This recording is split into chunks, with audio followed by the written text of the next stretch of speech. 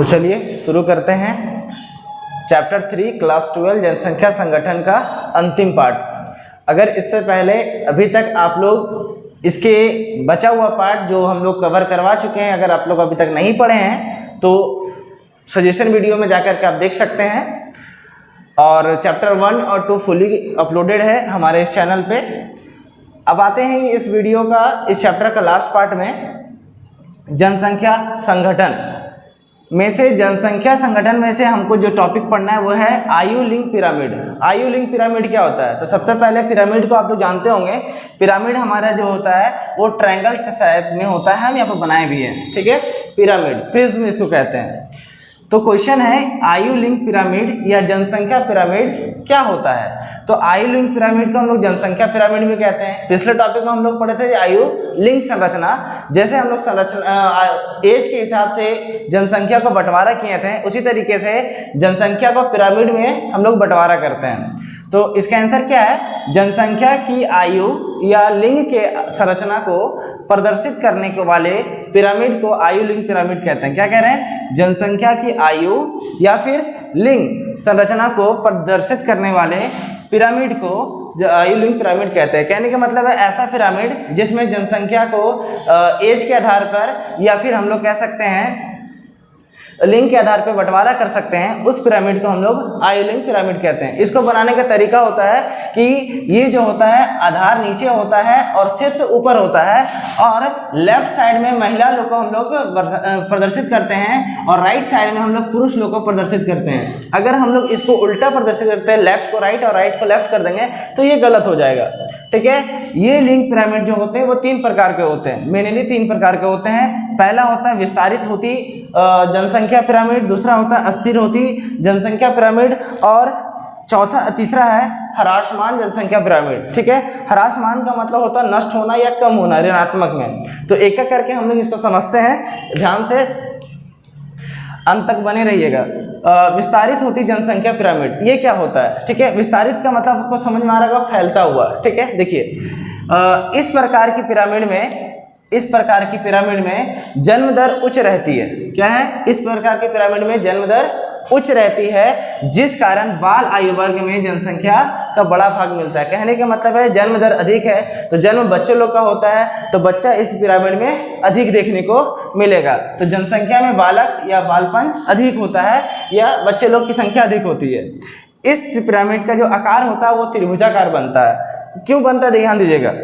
हम बताएं कि किसी भी पिरामिड का आधार नीचे बनता है और आधार में जन्म दर से ऊपर ऊपर जनसंख्या जाता है। तो यहाँ पर जनसंख्या बहुत ज़्यादा जन्म ले रहा है तो आधार इसका क्या होगा?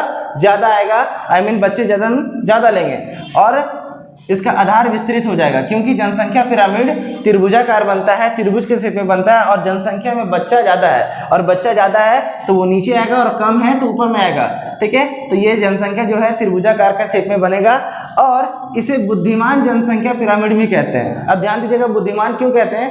क्योंकि हमारा जो भी बालपन होता है या बच्चा होता है, हमारा जो भी बाल वर्ग होता है वो ज़्यादा बुद्धिमान होता है, ठीक है। क्योंकि बच्चे के मन में, माइंड में प्रेशर कम होता है और वो सोचने समझने की शक्ति अधिक होती है, इसलिए विस्तारित होती जनसंख्या को हम लोग बुद्धिमान जनसंख्या पिरामिड भी कहते हैं। इस देश का मतलब इस टाइप का जो पिरामिड किस देश का है? तो इस देश का जो इस प्रकार का जो पिरामिड है वो नाइजीरिया देश का पिरामिड बनता है। तो हम लोग लिख सकते हैं उदाहरण में नाइजीरिया देश का पिरामिड विस्तारित होती जनसंख्या पिरामिड का एक उदाहरण है। आगे आता है अस्थिर होती जनसंख्या, ठीक है। अस्थिर होती जनसंख्या पिरामिड, स्थिर का मतलब आप जान रहे होगा बैलेंस, ठीक है। देखिए इस प्रकार का पिरामिड विकसित होते देशों में मिलती है। विकसित होते मतलब विकसित जो हो रहा है या हो चुका है, ठीक है।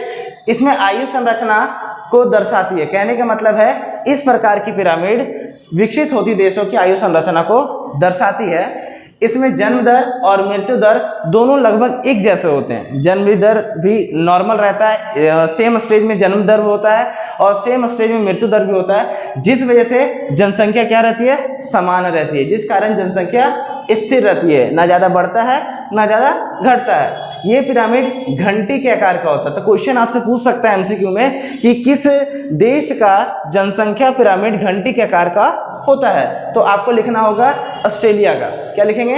ऑस्ट्रेलिया का। तो ऑस्ट्रेलिया देश का अगर पिरामिड देखिएगा तो वो घंटी के आकार का बनता है। तीसरा और लास्ट है ह्रासमान जनसंख्या पिरामिड।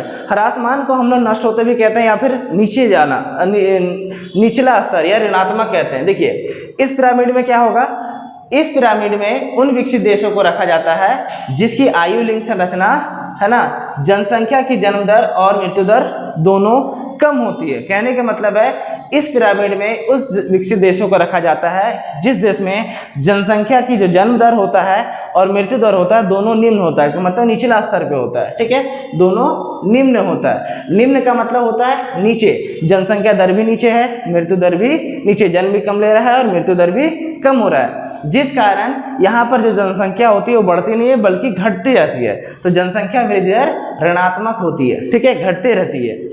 और इस तरह का जो जनसंख्या पिरामिड है वो किस देश में बनता है, तो जापान में बनता है। ठीक है, अब एक बात और समझ लेते हैं कि ह्रासमान जनसंख्या पिरामिड का जो जनसंख्या का जो पिरामिड बनता है वो किस आधार बनेगा।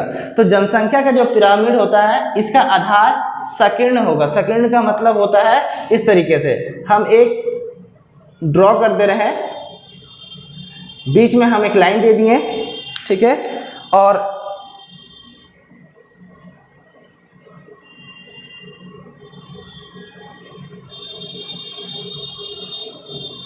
इस तरीके से बनता है। ठीक है, थोड़ा सा